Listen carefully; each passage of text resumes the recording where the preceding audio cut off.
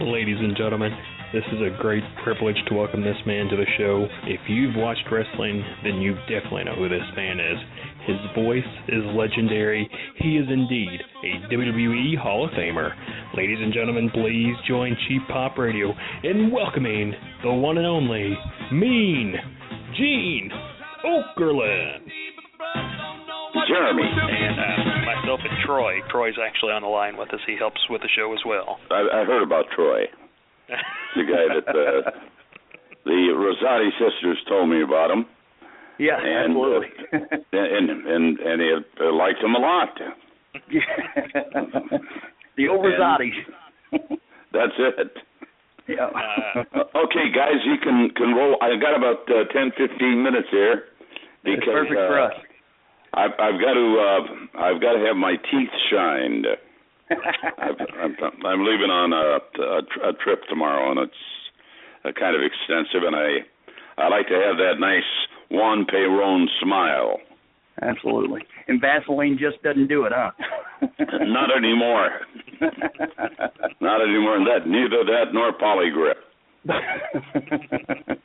But Gene, we truly appreciate you taking some time out. You've had quite the career. We had Lance Russell on the show who stated that he was actually in the radio business, and that's something you all shared. What was it that made you make the transition from wrestling over from radio? That's called desperation. I got canned from a radio gig in Minneapolis, and I took over the last list at a independent television station, which just happened to carry professional wrestling.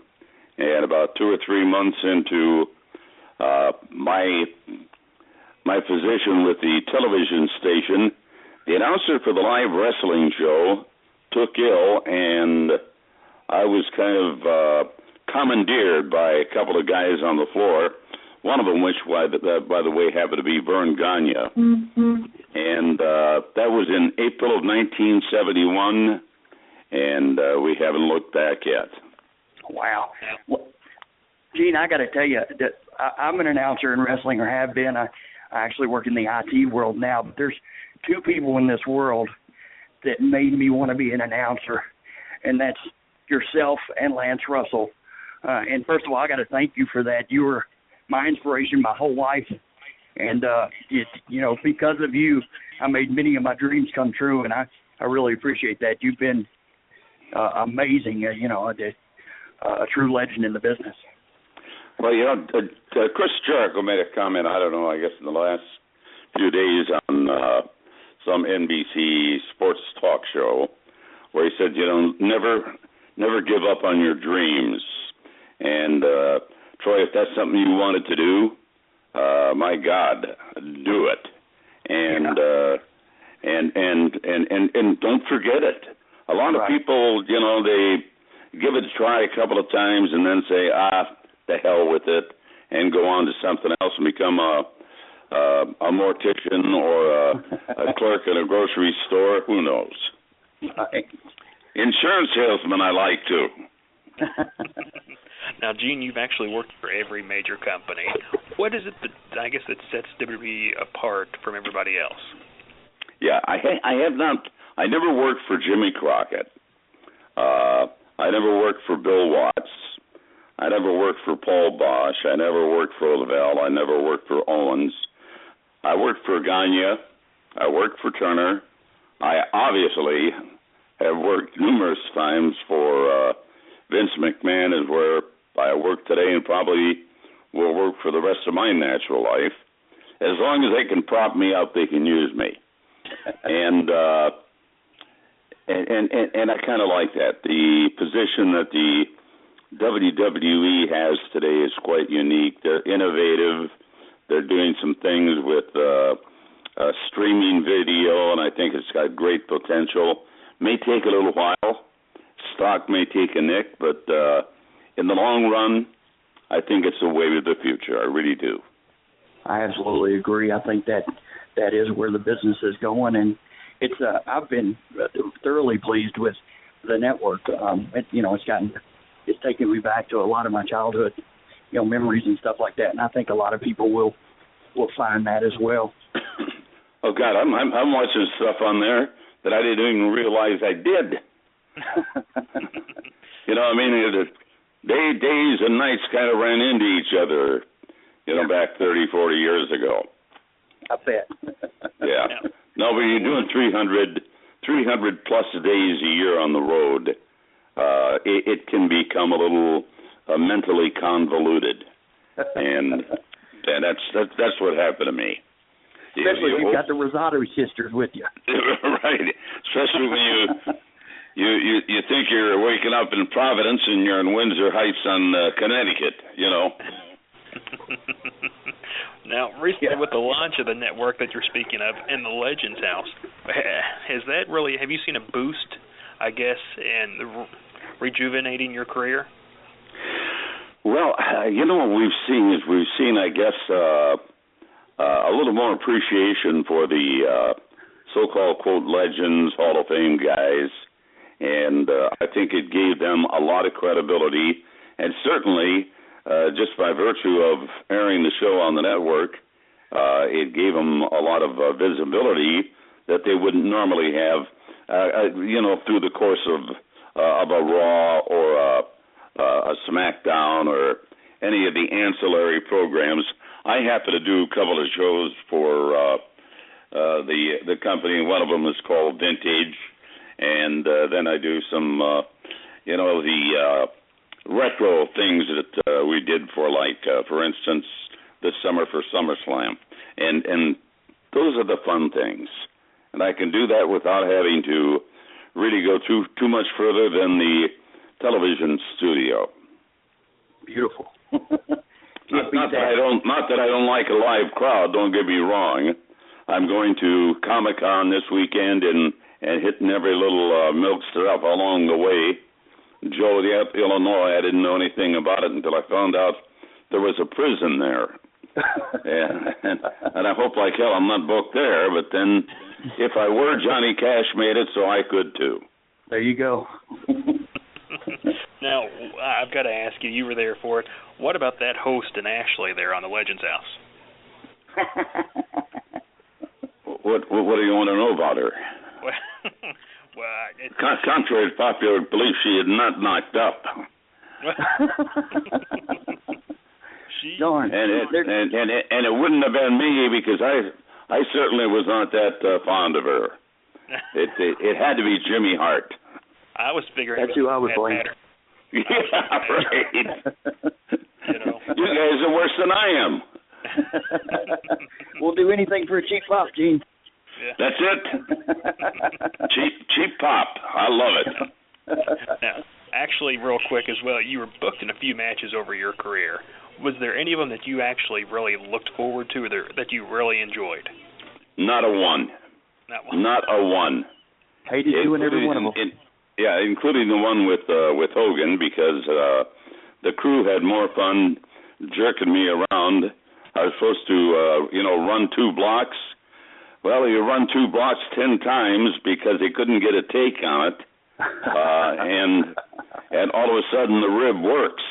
Yes. I did team up with Sheamus, which was kind of a gimmick deal anyway. So, but the Mark Madden stuff was absolutely to me disgraceful. Wow. I had no part of it, and I was whatever Vince Russo was smoking at the time. At least you did, you told the company line. There's a lot of people that wouldn't. I've got a quick question. It seems like you and Hogan have truly been, best friends. I am today. In his whole career, and that's what I was going to ask. Are you truly, are you guys 2 best friends? Yeah, very, very good friends. Very good friends, and we talk a lot, not only about the business, but we talk about a lot of personal things. And, wrestlers have got feelings, too. And of course. There's no question in my mind that Terry Bollea, Hulk Hogan, has been through hell. I mean, he's had a couple of instances where he's had, some minor problems with the kids. Well, not minor, major. Major. and that divorce couldn't have been a picnic. It's kind of funny you find out after 25 years that she's not quite what you thought she was. Not at all. But you know what, Gene? He seems to have come out on the other end, and has, is truly making a real comeback and a good redemption story. Yeah, and the work through the years, because he worked like a madman. Right. Has taken a toll on his body, between knees and hips and aches and pains and the mental anguish that one suffers with extreme pain, and you just can't pop a magic pill to make it go away. It's a new thing that's called old age, and my very dear close personal long-time friend, the Nature Boy Ric Flair, is experiencing a little bit of the same, as is Roddy Piper and a lot of the guys, really. Right. It's not fun getting. I'm moving a little slower, not much, and thank God for Viagra. It keeps me the circulation. Yes, absolutely. Good for your medical term. Absolutely. Now, you've done a lot in this business. What do you take away as the greatest achievement of your career? Well, there really is not one thing that I could put my finger on to say was my greatest achievement. I think what I really got out of it, and the legacy that I hope to leave, is that and Lance Russell and Gordon Soley and hell, I'll throw all the guys in there, Jimmy Ross, all of the announcers through the years that did kind of what I did. Lance and JR and Gordon were basically play-by-play guys. They'd call the action, and I think my field of expertise was more of an interviewer or a commentator and a storyteller. But I hope the legacy that I left is that we made wrestling a little more fun. We made it entertaining. I happened to be there when this visionary, Vince McMahon, who everybody thought was out of his mind, said we're going to turn this into a mainstream product. And God, was he ever right. He made a little money doing it, but then, who's going to argue? And you certainly have made it much, much more entertaining, I'll tell you that. But and there's some things I'm not proud of, but overall, beginning to end, I don't think I've got a lot to be ashamed of. Now, will we ever see a Mean Gene Okerlund autobiography or a book written by you? Well, you're not going to see one day in my lifetime, because I've got it in the lower left-hand drawer of my desk right now in manuscript form. And, gentlemen, to tell you the truth, I would not just write another wrestling book. I would tell it like it is, and a lot of the behind-the-scenes things that the fans really want to know about. Right. And not all of them pretty, by the way. I've got some pretty dicey material in there. I talked this over with Diana Hart. She tried to do it once, and probably got a little too spicy, but this thing is as factual as I recall. Wow. And I did check with other people to confirm or reconfirm some of my thinking on it, and I think it's going to be a pretty good book, but it'll be published when I hit the dust. I'll be the first in line for it. I assure you that. I don't know. Hell, I may be buried above ground in New Orleans.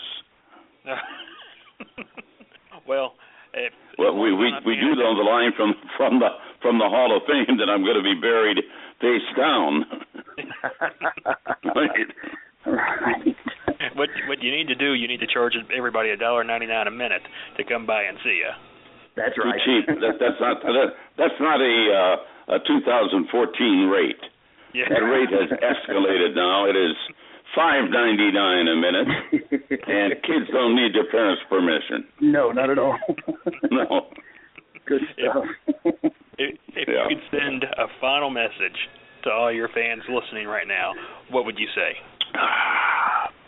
I'm having a coffee, not a cocktail at this hour, but I would say we've all had a great run together, and there's still more to come.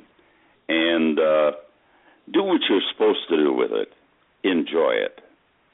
And nothing like a live event. Television's one thing. Live event is totally another. I still kind of get chills up and down the spine when I hear all of the entrance music and the pyrotechnics and everything. I did a Raw show for Hogan's 60th birthday, which you probably caught on USA. Yes, but sir. There was still a huge high to it, you know.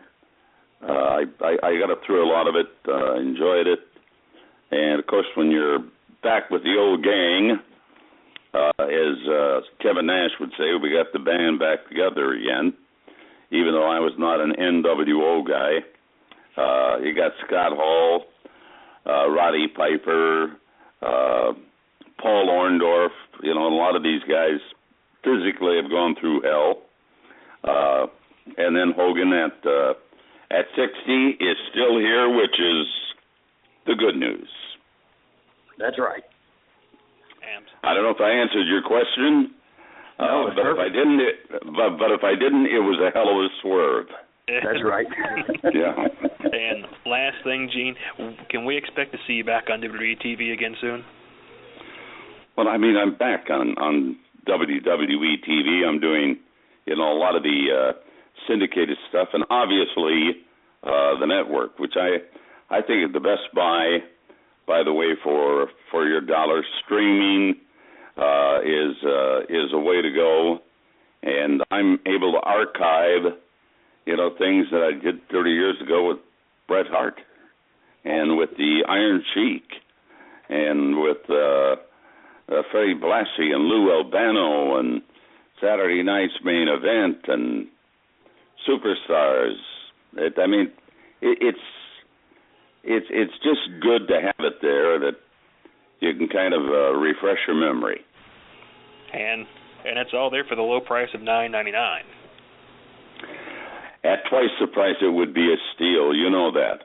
It would, absolutely. All right.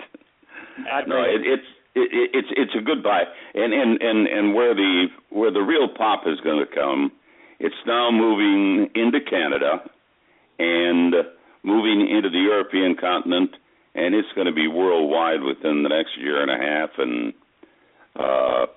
it'll be a very profitable center because the company has acquired close to 200,000, count that, 200,000 hours of programming.